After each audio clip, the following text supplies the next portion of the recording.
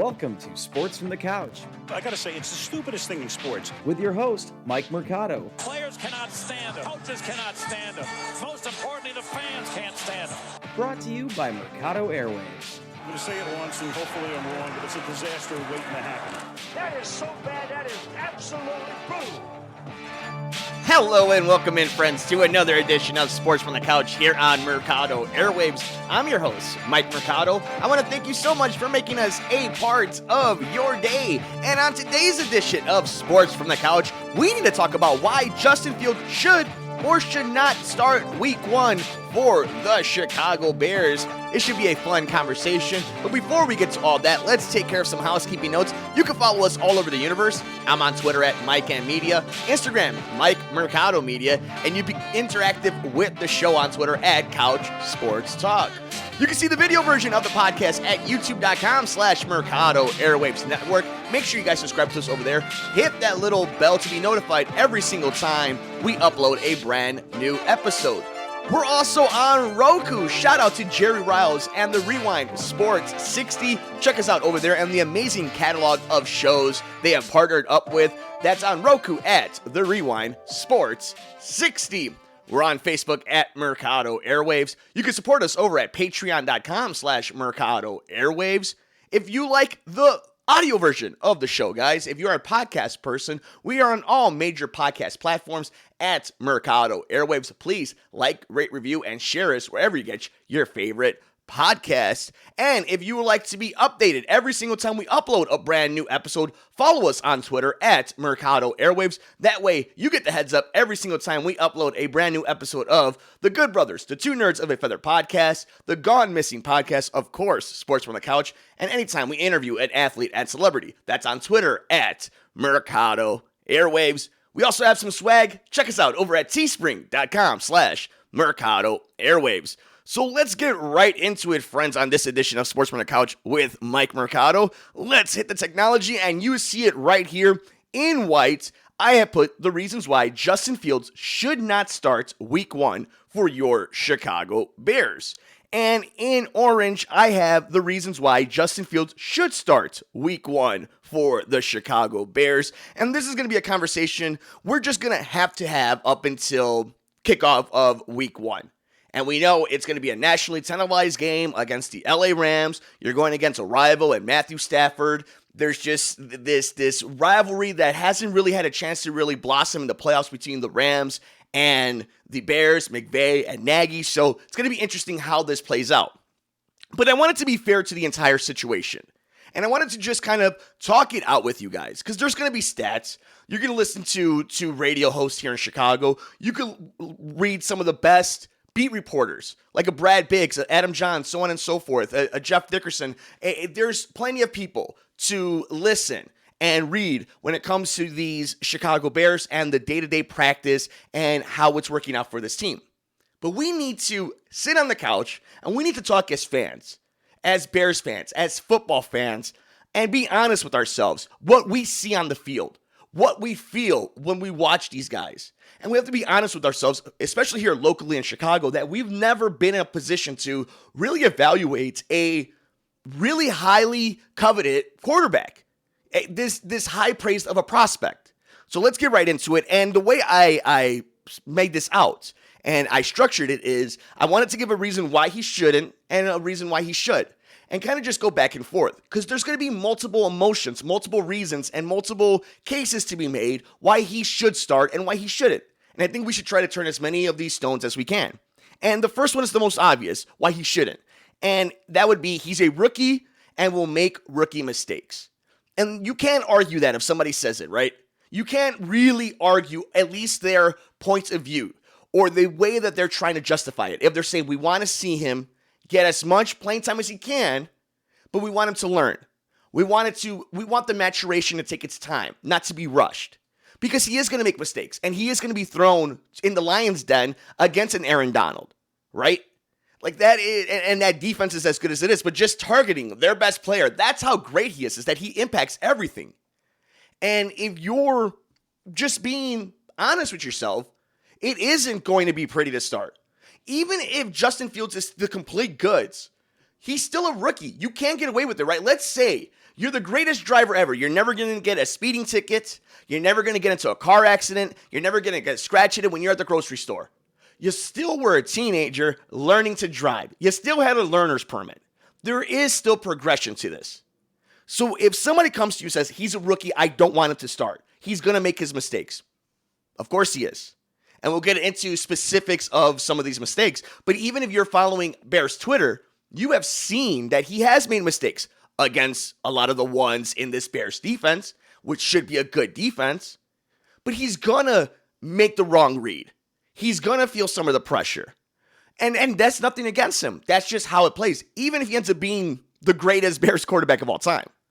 Facts are is he's a rookie. He's going to make rookie mistakes. If that's a reason why you don't want to start him, I don't agree with it. But that is a reason why somebody could legitimately not want to play a 21-year-old, 22-year-old quarterback in the National Football League. Why Justin Fields should start, though, in week 1. He impacts the defense game plan with his legs. So while he is a rookie quarterback, while he's going to make rookie mistakes, he's going to make up for a lot of his mistakes. He's going to make up for a lot of mistakes of his offensive line, for his running backs, for his receivers, especially if he is the goods. And when you have such a dynamic player that can beat you in so many different ways, that can throw it on a dime and can just air it out with ease, and can also get out of the pocket, can move the pocket, and can make you be honest, has to keep defenses honest, and opens up the playbook as the years go on. If he is the goods, you can't deny that talent. You can't deny that X factor. It's the reason why we all understand that there's going to be packages that they're going to do for Justin Fields in a game if Andy Dalton's the week 1 starter.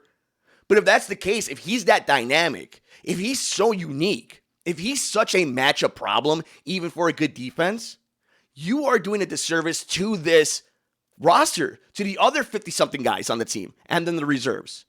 It's like, that's the truth of the matter, too, is if he gives you the best option because he's able to do stuff with his legs, because he has that natural step ahead of a lot of dudes on defense, you have to play that card, in my opinion. And it's a reason why I think you should start Justin Fields week 1. That ability, that to have in your back pocket, where it's not that he even relies on it. And mind you, we only have the film to see in Georgia and Ohio State, and now against the Miami Dolphins in the first preseason game. But if we're just seeing from what we've seen, what we feel, what we've heard on Twitter, in practices, it's good to see his impact when it comes to him not relying on it. He doesn't rely on it, but that it's there. It's a weapon. He can choose it if he wants. And how important that is, that it's an instinct. It's a weapon he knows, but it's not his go-to. You know, he doesn't force the issue, and we'll get into more specifically what I mean in a little bit, but it's a dynamic this team has never had. And while Mitch was an athletic quarterback, that's how you can tell the difference, is how comfortable each one is.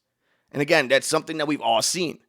But at least to me, just the fact that the defense has to be honest with him, that the cornerbacks can't cheat, that the linemen have to stay at their homes, keep on their assignments, that changes everything.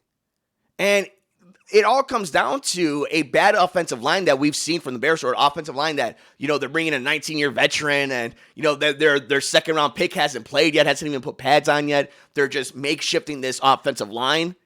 I mean, if that's the case, Andy Dalton, if it's as bad as people are saying, then you're knowingly put Andy Dalton as a sacrificial lamb, which means you're making your team bad. And you don't have first-round picks to try to tank anything. So if that's the case, your best option is the quarterback that's going to be able to make up for the deficiencies of that bad offensive line, correct? Not just what the defense has to worry about, but he makes your side better if he's the goods. Now, why Justin Fields should not start. We talked about him being a rookie, making rookie mistakes. The sloppy first 3 drives against the Miami Dolphins that were against the 1s and the 2s, the starters, and the real guys that are going to make an impact. Because we saw what he did, throwing a touchdown, running a touchdown, having nice drives and nice 2-minute drives against the 3s and the 4s. And this is the one argument I don't like about preseason is, yeah, these are a lot of the 3s and some of the 4s, But in the NFL, there's so much turnaround to begin with. There's so many injuries. A lot of these dudes are going to still play anyway. These are going to be teams that you play. These are going to be teams and guys that may go into different teams because it's feast or famine in the NFL. So while I know it's a legitimate critique and a criticism when we're putting him on a pedestal, but you got to be fair to the situation. A lot of these dudes are going to play anyway. That's just the nature of the NFL and the beast of the injuries. That's exact. But against the starters, it didn't look good. And, you had that offsides, and I think that was on whims, right? But you saw it, that there are going to be rookie mistakes. And whether or not he says it in a press conference that the game wasn't as fast as he thought it was going to be, and you could say it's because of the quality of talent he was going up against, which, by the way, that Dolphins team is a good team, a good defense. And again, if we're being fair, he had been practicing against them for 3 days, essentially.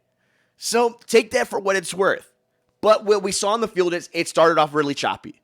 And he was able to make adjustments. And when he became the most talented dude on the field, when he was able to equalize it from the receivers and everything was more of an even playing field, that's how good he is. So I think that is something you got to keep in mind. In the first preseason game, it was sloppy. There were adjustments made. He seemed to make adjustments. We'll see how that continues and how much more we see in the second preseason game against Buffalo and Soldier Field. Now, here's another reason why Justin Fields should start week 1. He seems to have the feel for the pocket and pressure that the defense will give him. And this is what we were talking about earlier. If you look at Mitch was athletic. Mitch could run. Mitch can use his legs. But it's kind of like we saw with Sam Darnold, I believe, on Monday Night Football. The ghost. You start getting happy feet. Justin Fields doesn't seem to have that. He just seems to have that instinctual moments and presence where if he feels it tightening this way, he moves up just a little bit. He's able to understand that he could go, to the left or the right, that he could roll out. But I do think that he also knows how to play quarterback. He does know he's going to have to learn to make a faster decision on a screen. He's going to have to know that if he's close to the goal line or if they're in the end zone, he can cause the team to get a safety if he isn't reading the offense fast enough. But what you don't have to worry about is him seeing ghost, him getting flustered in the pocket. Every quarterback's going to get hit, but naturally it seems like that boy knows how to play QB. It's almost as if he's done it his whole life. And that is something you can't teach. That is something that is hard. That is just something that's in your brain. You're hardwired. It is your instinct. And he has it. And we've seen it. And we're seeing it as the NFL is going on in this preseason. And that's what I took from it. At least personally, that's what I've seen at him in Ohio State, him in Georgia. Again, you can talk about Indiana and Northwestern, the way that they played up against him. But even then, he was able to respond. And he wasn't getting flustered. And even when he was hurt in the big playoff games, he was able to make moves. He wasn't afraid to get hit if it meant the big play. And he's smart. It's another thing, too. The man looks intelligent out there. It looks like he just knows he's reading the matrix. And again, we all know it's a rookie quarterback, one preseason game. But we are just judging this off of what we saw, and we are being honest with both the criticisms and kind of the praise of a Justin Fields. And we want to thank you guys for joining us on this edition of Sports from the Couch here on Mercado Airwaves. I'm your host, Mike Mercado. Follow us all over the universe. I'm on Twitter at Mike M Media, Instagram, Mike Mercado Media. Be interactive with the show on Twitter at Couch Sports Talk. Subscribe to us on youtube.com/Mercado Airwaves Network to check out the video version of the podcast. We're on Roku over at the Rewind Sports 60. Shout out to Jerry Riles. And make sure you like, rate, review, and shares wherever you get your favorite podcast at Mercado Airwaves. Let me know so far what you think about the reasons why Justin Fields should or should not start week 1 for the Chicago Bears. And if you see that I'm missing something, let me know, and we'll talk about it on the next episode. Here's another reason why, and it's a big one, Justin Fields should not start week 1 for the Chicago Bears. The offensive line is suspect right now. I mean, they're bringing in a double digit in Peters from Philadelphia. You know, he's not going to play all 17 weeks. Tevin Jenkins hasn't put on pads since you drafted him. He has his back issue. Charles Leno's not on the team. There's a lot going on with this Bears offensive line. And again, I see offensive line a lot like a bullpen. It's very volatile.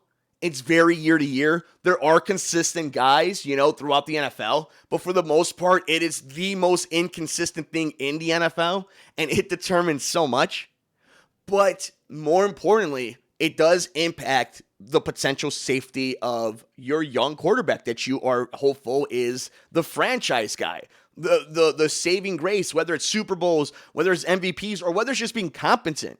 You want to make sure that you give them every opportunity to be successful. And I don't know what that offensive line is that. My big issue with the offensive line every year, though, is we know that's the problem. You can never have enough depth in that position. And I believe depth in most sports is only as good as how fast your star gets back, right?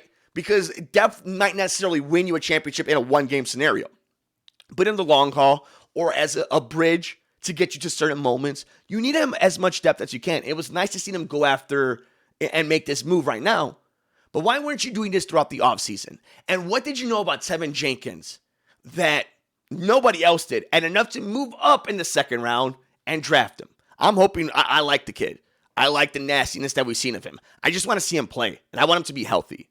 I think that's what all Bears fans want, all football fans want with a lot of these dudes, just to be healthy, and we want to see them play. Of course but are you going to put Justin Fields out there? I know that you want to be cautious, but that's dangerous too because it's never going to be perfect. So it's a legitimate concern. You don't want him going out there with the suspect offensive line.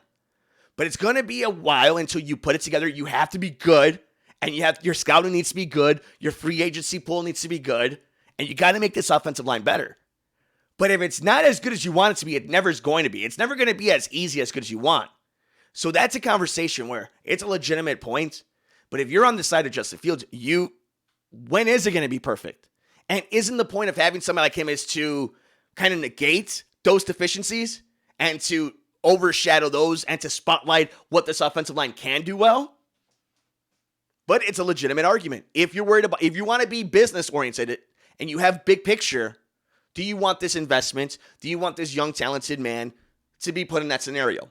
I don't know. Especially week 1 against Aaron Donald and that LA Rams defense on national primetime TV.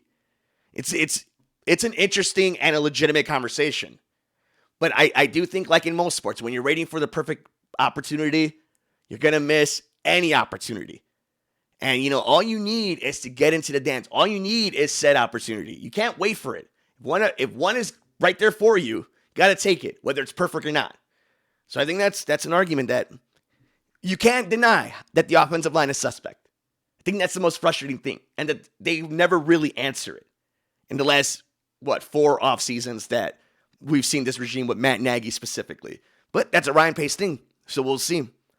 Another reason Justin Fields should start for week 1 in the Chicago Bears uniform opening weekend against the LA Rams. No noticeable hiccups in the huddle, calling plays, or reading the field. Again, if you want more of a breakdown, check out all the local reporters. There's some amazing ones. NBC Sports Chicago, Odyssey for 670 The Score, and just all of it. All over Chicago, Brad Biggs for the Chicago Tribune and the Sun-Times. Check them out. But what I saw was composure. And I wanted to see that, right? Because you can only take so much from stats and how the game was actually played. But we talk about how he handled actual pressure on the field when it came to defensive rushers and cornerbacks and linebackers and people at his feet and people at his arms. We saw him handle that. But to see him not get nervous on the line, to see him with authority call plays at the huddle and direct his teammates and not look flustered is huge. It's a big thing for a young quarterback that had a lot of questions about the offense he ran in Ohio State in college. To see him, how he was going to respond to it. It's only the first preseason game. We have to also, when we talk about this, especially in-game stuff, he's going against a great defense from a day-to-day basis against this Bears defense, whether it's the ones or the twos. And especially the strength of this Bears defense is the front seven and the rotation that they have. So I don't think it should be a shock that he's able to handle on-the-field adjustments. Nothing is really going to surprise him until the NFL catches up to him and they start making plays directly for him, and we'll see how he responds. But just in the game of football and how a pro goes at it, the little things, the professional things, the things that make you competent, that give you hope. We're like, this dude knows what he's doing, whether he's Aaron Rodgers or he's the 14th quarterback in the league. He's going to get my team where they need to be. He's not going to make dumb mistakes, and they're going to be in these games because he's not killing my team. And that's a big thing too. Intelligence is huge. Football IQ is huge. It's wonderful if your guy is, worldly. But to be able to command offense and to be able to call a play in the pressure, in the middle of a game, your heart's racing, you've been playing, you're beat up. That's what we're looking for. We're looking for the signs of that, so that we can see the growth of that. And I think we got a lot of it from Justin Fields this past week. And we start winding him down. Here's one of the reasons why he should not start. If you believe in strength of schedule, it's a tough start for the Bears. This goes into the offensive line being suspect. But this is the NFL.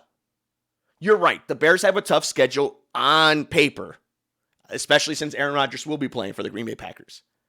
But it's always going to be a tough schedule in the NFL.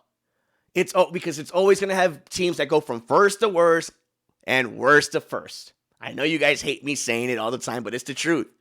There's never going to be a perfect season. It's never going to be easy. You're going to make your own luck. You're going to have to upset some teams. Some teams are going to be damn near close of upsetting you. It's your job to make sure you win the games you're supposed to. That's it. That's the NFL. And you're right. Strength of schedule is a real thing. It's a thing that we can look at in the beginning of the season and when the season's over. But while you're playing every single game, that needs to go out the window because it could change quarter to quarter, play to play. So to me, regardless of what your strength of schedule is, you're still going to play in the NFL for the next 15 years and everything's okay. So it's never going to be perfect. Here's a reason why he should start, though. He's not afraid of the moment or spotlight. And again, you have basically 40,000 people at Soldier Field for a week 1 preseason game. You know this dude has the weight of the city on him. You know he wants to be great to show all the dudes that passed him up and him dropping in the draft. You know he wants to show them up. But here's the thing you have to all remember about this cat.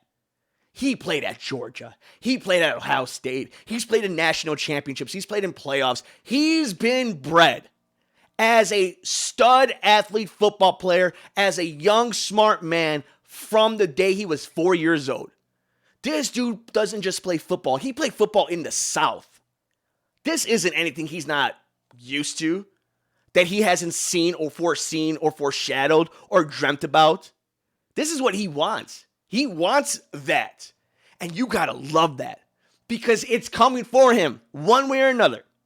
And if he lives up to it, if he embraces it, and if he's able to manage it, because while he seems to want and be about that hype, the man's got a cold stare. He's got ice in his veins. He's about the business.